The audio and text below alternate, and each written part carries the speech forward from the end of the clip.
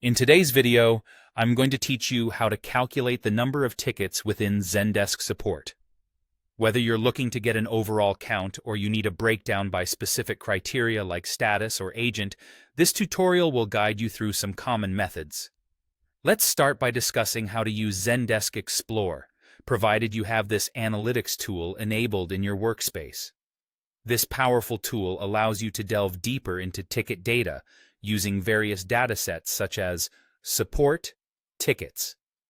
Once you're in, you want to add the right metric, which in this case will be tickets, or often listed as count tickets. You'll find this under Metrics. Simply choose Tickets, and click Apply. This simple action will display Count tickets in the Metrics panel for you. But let's not stop there.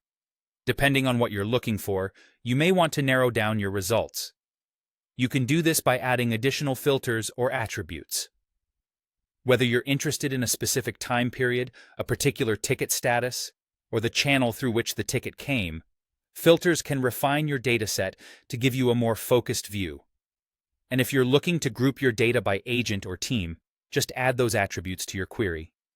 When you run the report, you'll see a detailed count of the tickets that match all your specified parameters. Now, if you need something more immediate or less detailed, you might prefer using a view in Zendesk support. This is a quick way to get a count of tickets that meet certain conditions, particularly when you're in a hurry. To begin, navigate to the Admin Center and locate Agent Tools, then select Views, or whatever the equivalent might be in your setup. You can create a new view to match your needs or modify an existing one. Set up conditions within these views, for example. You might specify that the ticket status should be less than solved. Once these conditions are set, save the view and select it to see your tickets displayed.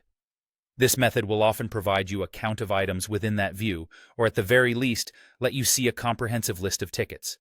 It's important to note that this approach is more coarse compared to using Explore. It doesn't aggregate counts across different statuses unless you meticulously build your view conditions. Thus, while it is efficient for quick checks, it may lack the nuanced results you can achieve with Explore. I hope these methods help you manage your ticketing data more effectively.